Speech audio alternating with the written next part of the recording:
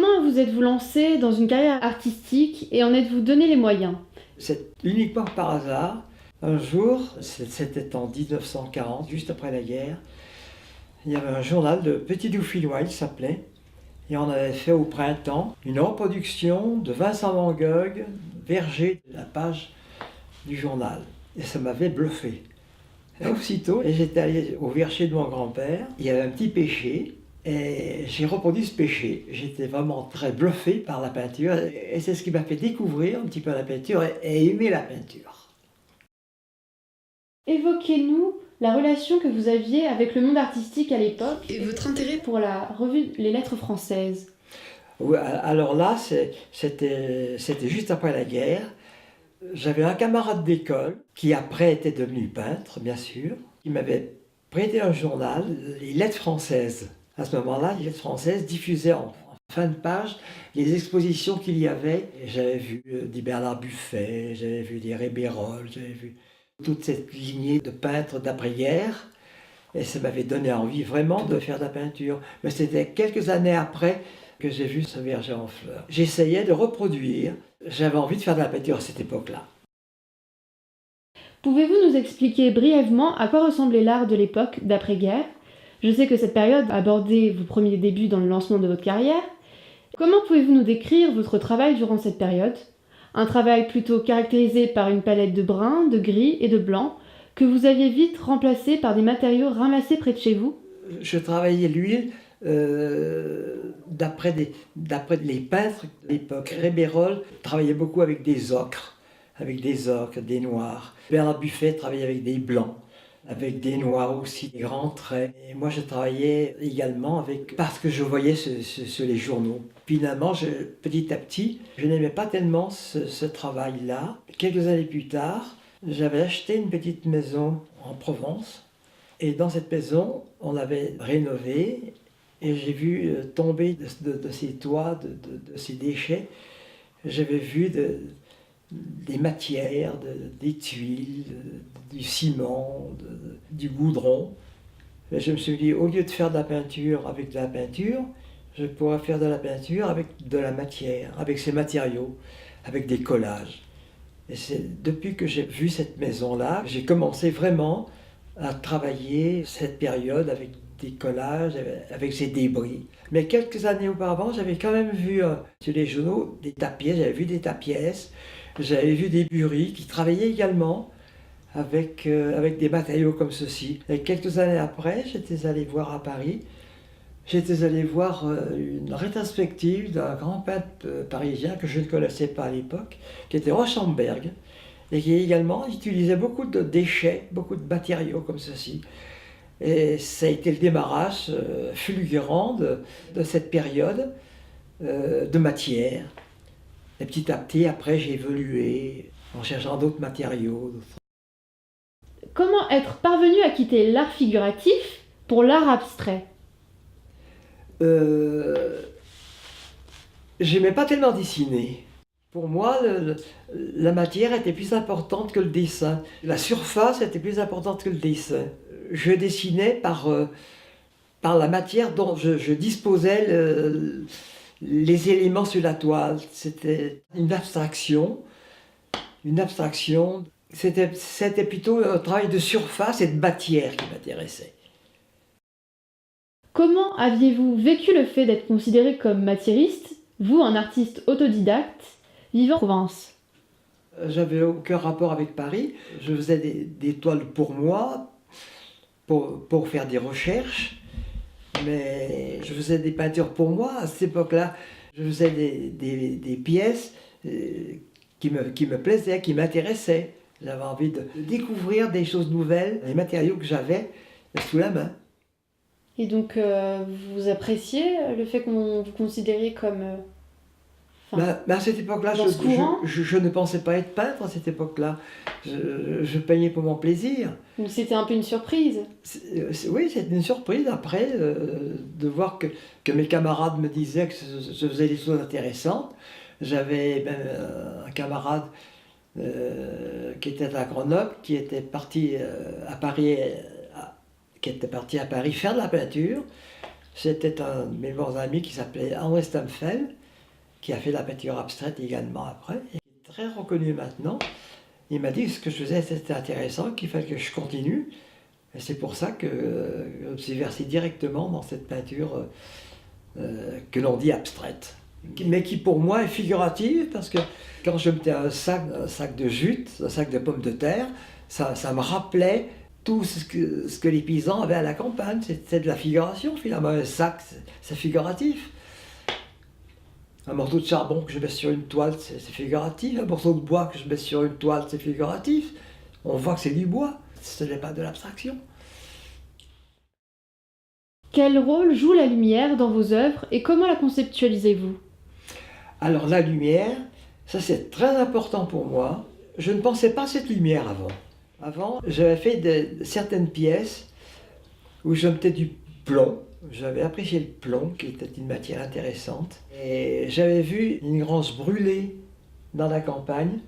Il ne restait plus que l'architecture de ce bois brûlé. Et j'avais trouvé ça époustouflant, parce qu'il y avait une lumière dedans, il y avait une matière. J'ai eu l'idée de faire à l'époque des barrières avec des morceaux de bois brûlés. Et moi, je les agençais correctement pour qu'il y ait quand même une harmonie. Et j'avais trouvé cette grange vraiment fabuleuse. J'avais imaginé d'implanter 600 petits arbustes, mais en couleur. J'ai voulu mettre des arbustes bleus dans tout ce noir de la charpente. Et avec tous les amis du village, les paysans, tout ça, on était allés couper les petits arbustes qu'on avait tous peints et qu'on avait plantés dans ce décor de désastre au sol. Il y avait mis également du noir, on avait déversé du charbon de bois. Les gens avaient fait une installation grandiose. Et en parlant de la couleur noire, après j'avais imaginé de faire des pièces avec des petits morceaux de latte de bois que je brûlais, toutes noires. Après que je les ai découpées pour les faire plus fines, je les mettais côte à côte et selon la disposition où je les mettais, la lumière apparaissait. Je faisais des toiles toutes noires. La direction des petites baguettes que je brûlais était différente. Et je m'aperçois que la lumière, cette carbonisation, donnait des petits cristaux de diamant, de carbone, qui m'apportaient une lumière terrible. Quel peut être le point commun entre Pierre Soulages et vous dans la mise en scène de la lumière? Ah oui, on me compare toujours avec Pierre Soulages. Mais ce n'est pas du tout la même chose. Parce que moi, je travaille sur la mémoire. Donc, la mémoire du feu. Donc, en brûlant les bois qui sont nature, j'apporte la mémoire du feu et en même temps, j'apporte la lumière. Et ce qui fait penser à Pierre Soulages, c'est que je peins du noir. Mais moi, je ne peins pas du noir, je brûle du noir. Et la lumière ne vient pas de la matière. La matière de Soulages, qui est lisse, renvoie la lumière, moi, elle me renvoie aussi la lumière, mais avec la matière en plus. La couleur, comme on peut le remarquer dans la plupart de vos œuvres, passe au second plan et n'est que l'intermédiaire pour diffuser la lumière, n'est-ce pas? Oui, exactement. Oui, alors quelquefois, j'ajoute de la couleur dans mes toiles, mais extrêmement peu. Je la mets dans des petits filets de bois, et quelquefois, la couleur est trop violente et je la brûle en même temps. Elle devient tout à fait différente. C'est un bleu outre-mer que je brûle et qui devient tout à fait différent et qui m'apporte une luminosité dans le noir qui est intéressante. Pouvez-vous nous expliquer la raison pour laquelle vous utilisez le bleu outre-mer, justement? Oui, le bleu outre-mer, je l'ai très peu utilisé. Je l'ai utilisé une des premières fois quand j'ai fait cette grange. Dans tout ce noir, il n'y avait que ce bleu qui était très lumineux, que j'ai fabriqué moi-même. C'est un bleu que j'ai fait avec des cols. Dans cette grande installation, ce bleu devenait noir par l'humidité, parce que j'avais mis très peu de colle. C'était plus pastel qu'une peinture. Alors, dans la nuit, il absorbait l'humidité. Au petit matin, il était bleu foncé, mais aussitôt que le soleil se levait, il commençait à s'éclaircir et il devenait d'une luminosité extraordinaire. Pourquoi? Parce que ce bleu était pas très chargé en colle. On me disait que c'était un bleu clin, mais ce n'était pas du tout un bleu clin parce qu'il il changeait, il était mouvant. Comment expliquez-vous l'infinité de visions de vos œuvres en fonction de votre éclairage? Oui, alors dernièrement, là, j'ai fait 2 grandes pièces avec des lattes de bois en biais, et j'ai fait un cercle, j'ai fait scier un rond dans la grande pièce, et ce rond, j'en ai fait un décalage. Je l'ai décalé complètement par rapport aux lignes contraires. Alors, ça m'a donné des lumières complètement différentes. Alors, j'avais des horizontales, j'avais des verticales qui étaient noires, et j'ai des horizontales qui étaient blanches, qui étaient claires, qui étaient tout éclairées. Et je fais des pièces actuellement avec ce changement de lumière. Je recherche des lumières justement. Je mets les petits morceaux de bois de manière différente pour que la matière puisse s'accrocher. Quelle serait pour vous la période la plus révélatrice, la série décisive et l'œuvre que vous considérez comme la plus aboutie? Ah, la plus aboutie, c'est la dernière. Je pense que ce sont les œuvres noires que je fais actuellement. Cette mémoire du feu, cette mémoire, cette matière, parce qu'il y a la lumière, il y a la matière, il y a tout.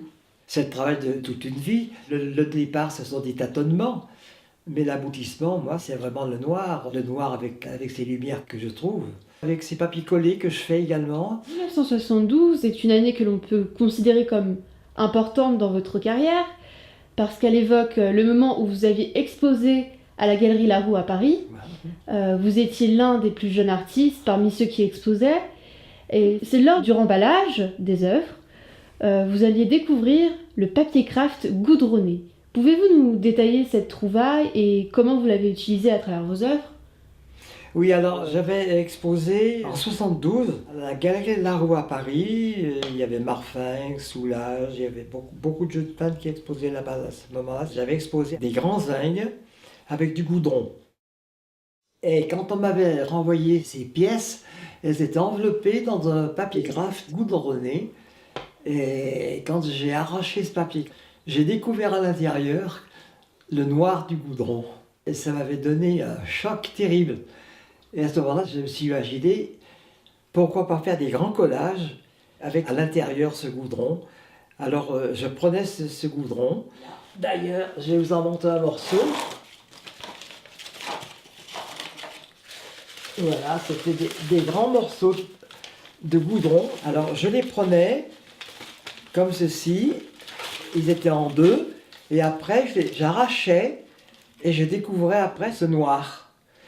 Alors là, c'est une pièce qui est un peu différente parce que ça, c'est longtemps après. Quand j'ai fait des collages, je pillais donc ce papier craft, je le brûlais ici et ça me donnait des petites trames comme ceci qui m'intéressaient terriblement. Vous voyez, regardez, je brûlais ceci et je le mettais côte à côte. Et ça me donnait des noirs, tout est différent par la brûlure et par la déchirure et également par le petit plastique qui était là. Quelle forme de lecture et d'enseignement faites-vous de cette exposition? Quelle importance a pour vous de réunir ces 60 ans de travail? Ah oui, c'est très intéressant parce que je revois toutes les époques que j'ai faites. Toute cette mémoire que j'ai pu récupérer dans le bois, dans le zinc, dans la rouille, dans le papier goudronné également. J'ai une vision vraiment complète de ma vie de travail, de ma vie de peintre.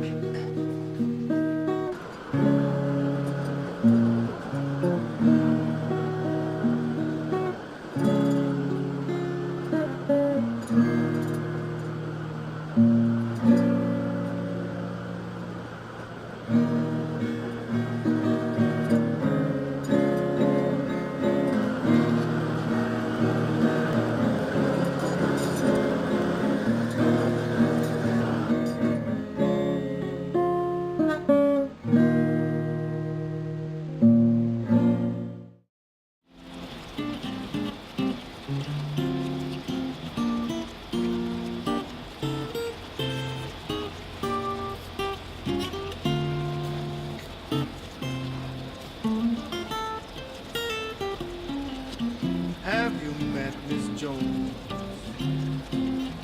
Someone said that we shook hands. She was just Miss Jones.